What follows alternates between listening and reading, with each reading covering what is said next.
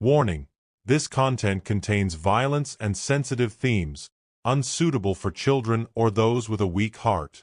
Inspired by a true crime case reimagined with horror elements.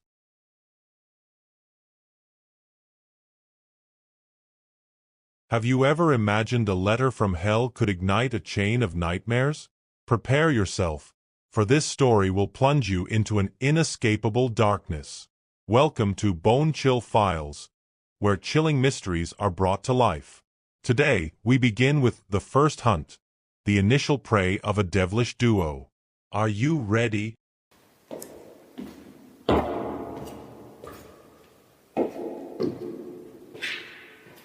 Picture a man living deep in the forest, where light rarely pierces the gloomy canopy. He is Victor Moreau, an ordinary-looking ranger harboring a strange, sinister darkness within. Since childhood, Victor was obsessed with the notion of purity, a treasure he deemed worthy of claiming at any cost. They say, on a stormy night, he glimpsed a shadowy figure in his dreams, whispering promises of power and darkness, guiding him down a path of no return. After serving time for dark deeds in the past, he was released in 1987. But this freedom wasn't for redemption. It was to transform him into a phantom hunter, roaming the woods with a chilling smile, awaiting his first chance to quench his bizarre thirst. With every step he took, the forest seemed to tremble, and the rustling leaves sounded like a warning to those who strayed too close.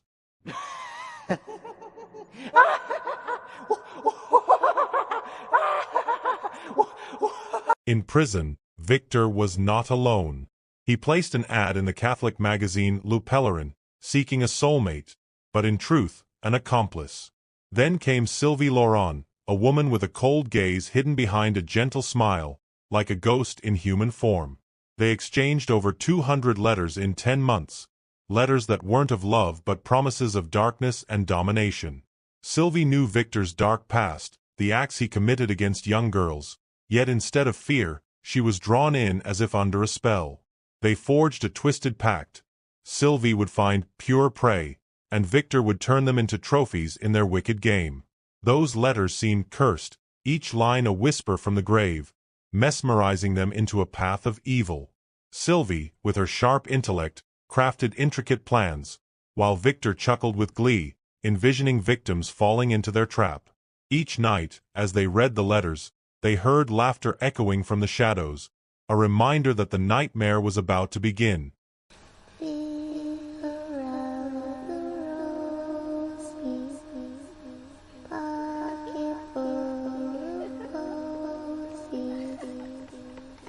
In the autumn of 1987, in a remote village shrouded in mist, a 17-year-old girl walked home after school. Her name was Isabella Grace, a name evoking innocence, yet fate led her into the clutches of evil. Sylvie appeared, her fake smile offering a ride to show the way, her voice a sweet lullaby to death. When Isabella stepped inside, everything changed. Victor, with his icy stare, locked the van door. They gave her a strange drink, leaving her dazed, as if trapped in a horrifying dream. In the darkness of the forest, Victor caressed her fragile form, his fingers tracing her delicate skin, feeding his twisted desire.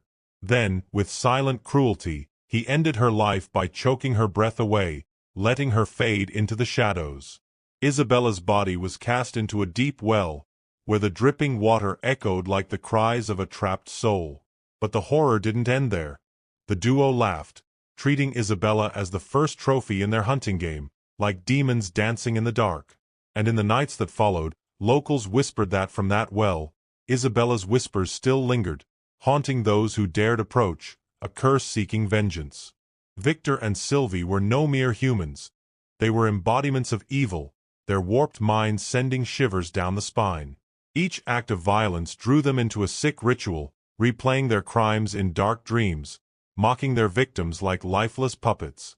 Sylvie, with her keen intellect, devised every plan, while Victor prowled like a relentless beast, his eyes gleaming with wicked delight. They believed each victim was a piece of their pure collection, with Isabella marking the beginning of a long nightmare. But would her spirit let them rest? In the nights that followed, they jolted awake to whispers from the well, a curse foretelling their fate, filling their sleep with darkness and echoing cries from the past. Isabella Grace has departed, but the nightmare of Victor and Sylvie has only just begun. Was she the first and last victim?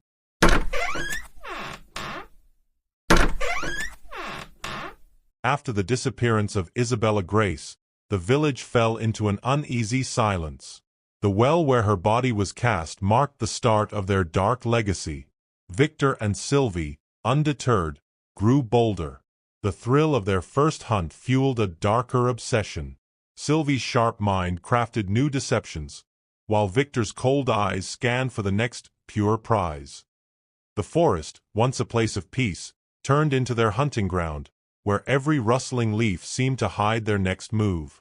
Little did anyone know, 2 more victims were about to cross their path, drawn in by lies as deadly as the shadows themselves. It was a warm August day in 1988 when 20-year-old Clara Bennett stepped out of a small supermarket, her arms full of groceries. The sun cast long shadows across the parking lot, but an unnatural chill seemed to follow her. Sylvie approached, her face a mask of distress, claiming she and Victor needed help finding a doctor for a sudden illness. Clara, with a kind heart, agreed to guide them.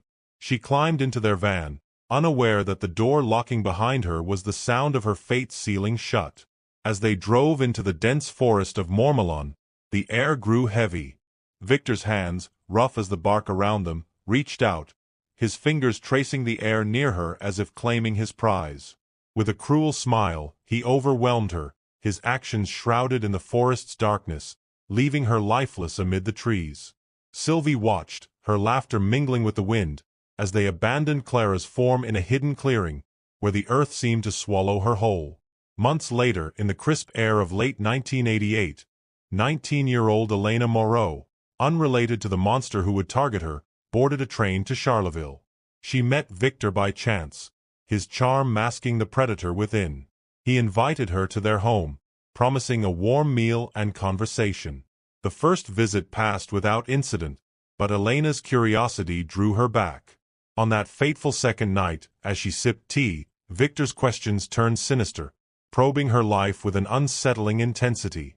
Sensing danger, she rose to leave, but Sylvie blocked the door, her smile twisting into something sinister. They overpowered her, their hands like cold steel, guiding her into a suffocating silence. Her body was later found in a trash bag unearthed near their property, a grim discovery that sent shivers through the village. The duo reveled in their act, treating it as a twisted game, their laughter echoing as if the house itself mocked her fate. Victor and Sylvie's minds warped further with each victim. They saw themselves as masters of a dark ritual, their home a shrine to their depravity. Sylvie's intellect wove elaborate traps, while Victor's hunger grew, his eyes gleaming with a predatory light. They spoke of their victims as collectibles, laughing as they replayed the scenes in their minds, turning horror into a sick entertainment. The forest and their house became alive with their presence. Shadows seemed to shift, and the air grew thick with their arrogance. Yet, the couple remained unshaken, their confidence feeding a growing darkness that promised more victims to come. Each night, they planned their next move, their laughter a chilling soundtrack to their evil.